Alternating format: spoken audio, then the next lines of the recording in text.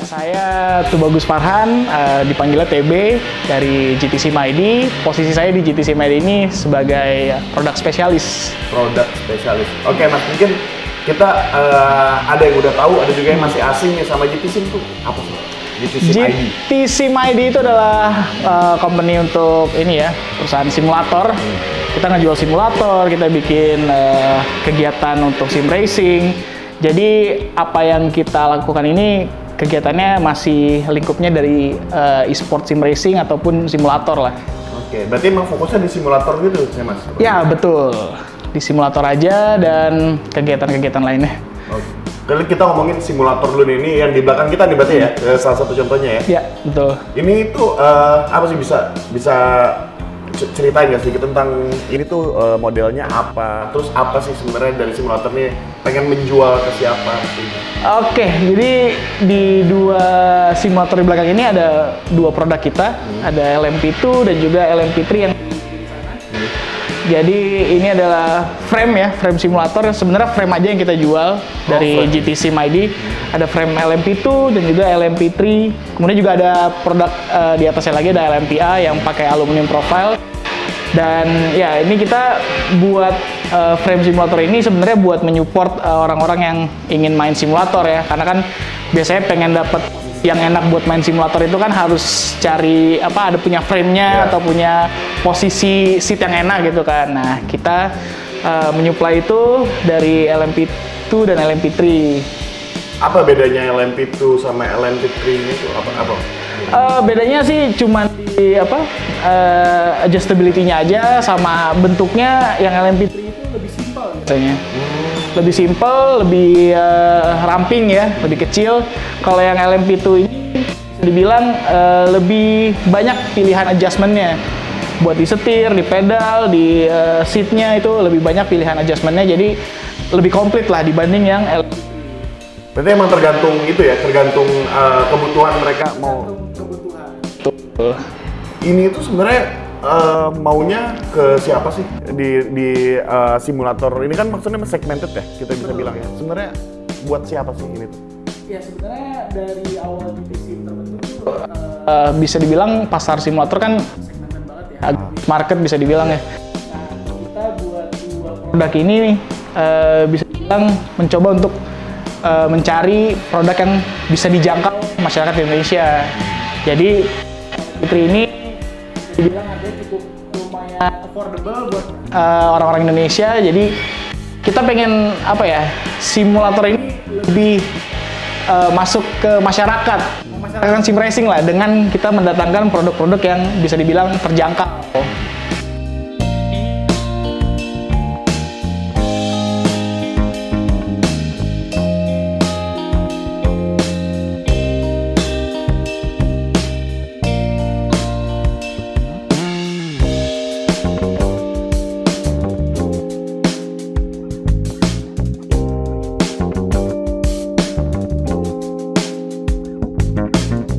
Ya, ini frame dari LMP2, kemudian dipasangkan dengan gaming wheelnya ada Thrustmaster T300 dan pedal PLCM.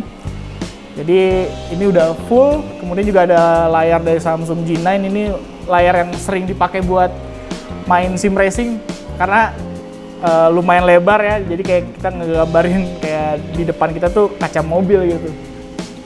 Ini berarti memang dari sim ID-nya bisa custom seperti ini ya kalau ada permintaan dari customer? Bisa, jadi nggak hanya setup seperti ini sih, bahkan setup di bawahnya kita juga bisa rancangin, kemudian juga setup di atasnya juga bisa. Tergantung dia, tetap tergantung dari... Iya, tergantung permintaan, tergantung budget juga. Ini yang lagi dimainin apa nih? Nah, ini gamenya Assetto Corsa. Nah, ini tracknya kita lagi main di sirkuit Sentul, pakai mobil BMW M4 yang dipakai untuk event balap di rumah waktu itu. Jadi ini tracknya kita bikin sendiri nih. Oh, bikin sendiri? Betul, kita develop sendiri tracknya karena di gamenya kita bisa modding ya. Jadi kita bisa masukin track Sentul, kita bisa bikin balapan di Sentul secara digital. Ini seru banget sih karena kita bisa ngerasain langsung gitu track Sentul tanpa harus ke Sentul.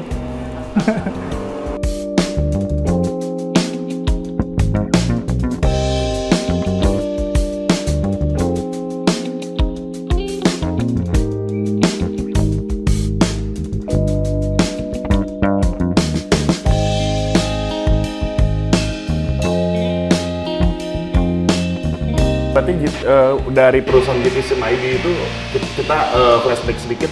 GT Sim ID dimulai itu seperti apa? Jadi awalnya GT Sim ID itu mulai tahun 2017 ya, dari ibaratnya isi personil-personil dari GT Sim ID ini pemain simulator atau pemain sim racing. Sim racing di Indonesia. Jadi dari para pemain sim racing itu bikin ID buat ini ya, sim racing Indonesia tuh lebih bagus lagi, baik lagi, dengan kita bikin produk, kemudian juga bikin kegiatan sim racing dan macam-macamnya. Akhirnya ya terbentuk dari 2017 sampai sekarang, bertahan 5 tahun, bisa dibilang udah bagus banget ya. Hobi ya berarti? Hobi hitungannya. Hobi, betul. Jadi anak-anak di GT Sim ini punya hobi yang sama, di sim racing, main di simulator, kemudian bikin company ini, dan akhirnya kita udah punya banyak produk dan juga event juga udah banyak banget sih dari GT Sim.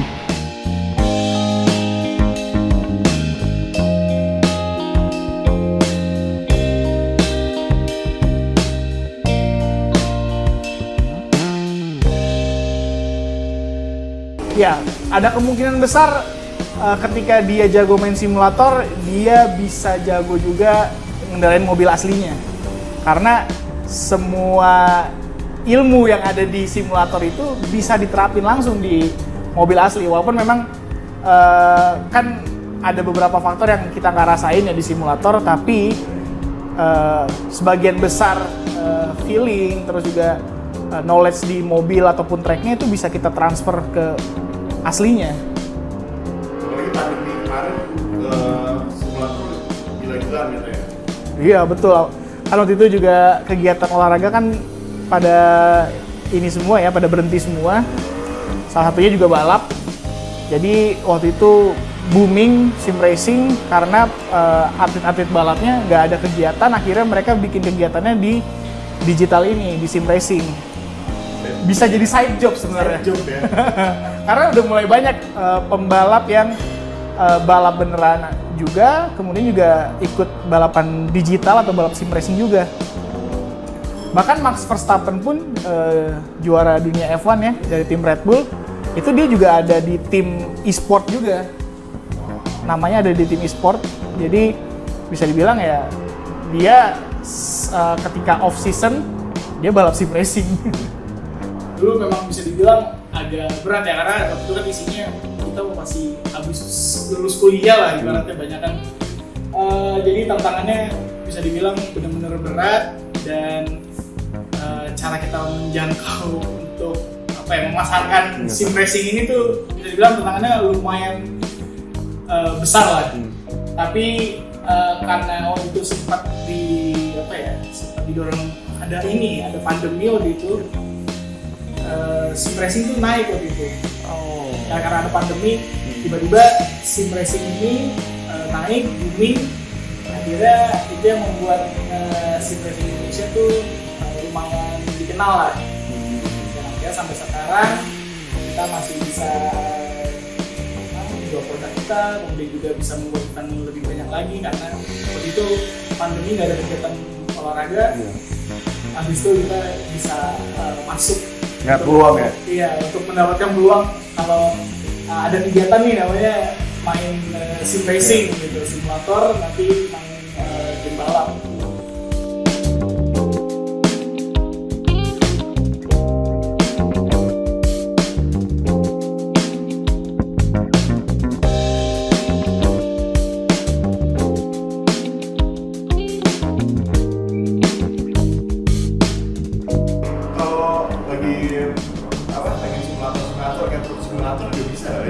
Bisa truk simulator, terus juga bus simulator juga bisa. Jadi bahkan sampai hardware-nya pun sebenarnya bisa di custom juga gitu kan, bisa kita ganti setir bus, kemudian juga setir truk, pedalnya juga bisa di custom. Jadi sebenarnya variasinya banyak lah di simulator ini, nggak hanya buat balap aja ya, tapi buat mobil yang standar, kemudian bus, truk juga banyak. Dan GT Sim ID bisa memenuhi semua itu ya? Bisa. Karena kita sempat juga buat simulator untuk truk, simulator bus juga sempat, jadi ibaratnya masih mirip-mirip kayaknya bus sama truk kita pernah bikin, dan ya kita bisa memenuhi itulah buat bikin simulator yang lain-lain.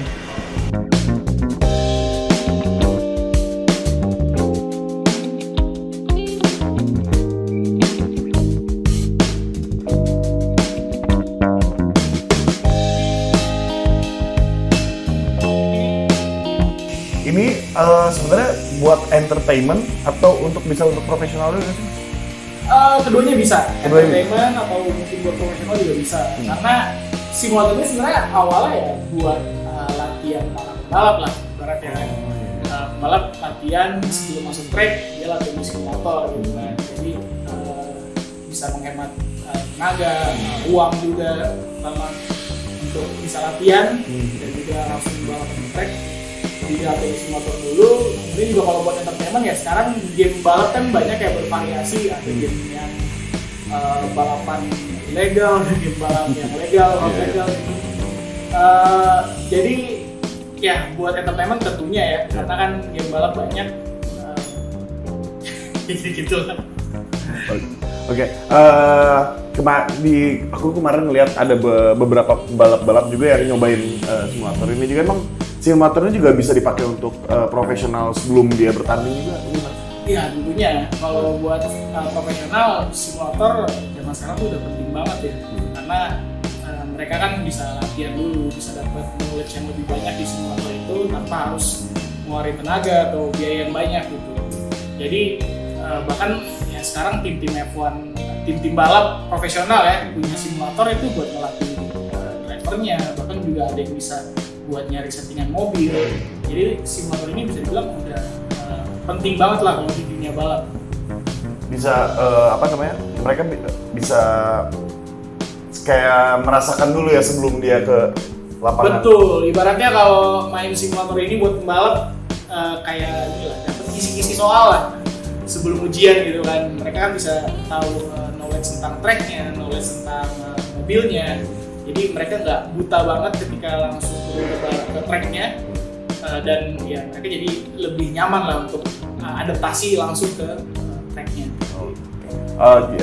Kita balik lagi ke GT Sim ID-nya. GT Sim ID-nya kan selain tadi menjual frame ya, frame untuk simulator, juga aktif di e-sport ya. Udah termasuk e-sport ya, boleh ceritain? Betul, kalau GT Sim ini bisa dibilang udah aktif banget di dunia e-sport ya. Atau mungkin kalau di sim racing itu disebutnya digital motorsport.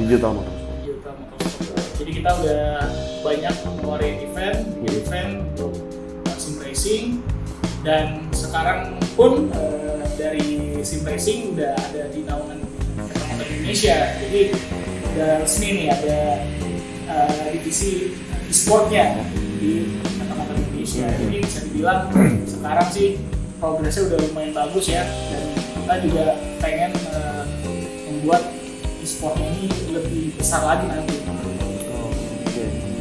Dari GT Sim ID sendiri udah sering event-event apa sih, boleh ceritain? Iya, eventnya udah banyak ya.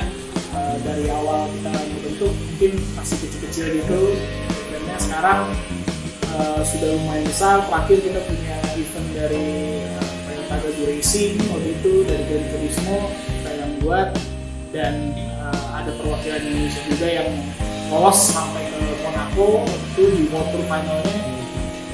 Itu salah satu achievement juga buat kita sebagai penyelenggara waktu itu, dan kedepannya kita harap makin banyak lagi sih yang bikin event, terutama dari pabrikan mobil ya. Biasanya kan mereka memanfaatkan sim racing ini sebagai media untuk ini ya, iklan atau mengiklankan produknya mereka, dan ya di tahun berikutnya mungkin kita harap makin besar lagi nanti dari sport. Dari Mas TB sendiri ngeliatnya kan berkecimpung juga di dunia sim racing gitu. Di kedepannya ngeliatnya seperti apa sih? Dari Mas TB pribadi. Sebenarnya kalau buat dari simulator ini atau dari sim racing ya, bisa dibilang cukup cerah ya. Tapi mungkin waktunya itu bisa dibilang nggak cepat gitu, prosesnya nggak akan cepat menuju fase yang cerahnya itu, karena ya ini produknya bisa dibilang bukan harganya bukan murah ya, jadi tebel nanti untuk masyarakat gitu, jadi bisa dibilang ya sangat cerah, apalagi teknologi sekarang juga makin canggih gitu. Semua game sekarang bisa dibilang mirip banget dengan aslinya, dan equipment sim racing juga ada yang affordable zaman sekarang, dan ya kedepannya nanti pasti bakal lebih ramai lagi sih. Tujuan utama dari GTC MID itu memasyarakatkan ini. Betul, jadi emang tujuan GTC MID memasyarakatkan sim racing, karena kalau nanti ramai ya tentu ini akan menjadi salah satu e-sport yang cukup besar juga nanti di Indonesia. Kita ke penjualan yang ditawarkan oleh GTC MID sendiri apa sih sebenarnya? Dia sesuai apa setup juga sebenarnya? Oke, jadi produk kita kan memang frame-nya aja ya, tapi kalau misalkan ada set pun juga bisa gitu kan. Dan itu range harganya bervariatif lah, ada yang dari level sampai ke high end itu juga ada, tergantung permintaan aja dari nanti customer-nya. Bisa custom gitu berarti ya? Bisa custom yang ibaratnya buat pemula, atau custom buat yang pengen mirip banget, atau ya udah high end banget dengan equipment yang lebih wah lagi, bisa juga. Berarti dari customer sendiri misalkan taruh saya kan awam nih untuk di bidang ini, bisa konsultasi dulu atau nanya-nanya dulu? Bisa itu bisa kemana sih biasanya kita bisa cobain langsung? Bisa hubungin saya langsung nanti. Sebagai produk spesialis nanti saya yang bisa saranin ya untuk produk apa yang pas atau produk apa yang cocok buat nanti orang yang mau beli. Jadi tinggal hubungin saya aja. Jadi nanti kita tinggal settle semuanya di situ. Jadi sesuai kebutuhan. Sesuai kebutuhan. Jadi sebenarnya sim racing ini nggak harus yang langsung wah gitu ya, nggak harus langsung mirip gitu dengan aslinya. Kita mulai dari yang simple dulu aja, dari entry level. Habis itu kalau misalkan dirasakan masih belum cukup ya, bisa naik lagi levelnya, bisa upgrade lagi ke level yang lebih tinggi, sampai nanti ke level yang ibaratnya udah ini banget loh, udah high end banget. Berarti kalau mau coba bisa langsung ke Pondok Cabe berarti ya? Coba bisa, tapi buat appointment dulu. Di program GTC MID sendiri ke depannya tuh mau apa aja sih mau dilakukan? Ya sebenarnya masih sama ya, target kita seperti awal GTC MID, tujuannya memasyarakat racing. Jadi dari produk kita pengen bikin yang se-affordable mungkin, terus juga dari event misalkan atau kompetisi kita pengen bikin sebanyak-banyaknya, karena dengan kita buat kegiatan yang banyak pastinya nanti banyak orang yang tertarik gitu kan untuk bisa masuk ke dunia sim racing ini. Dan ya tentunya nggak ada banyak perubahan yang dari target kita masih tujuan kita tetap sama, memasyarakatkan sim racing, dan mudah-mudahan di tahun ke depan atau mungkin beberapa tahun ke depan kita bisa mencapai itu sedikit demi sedikit.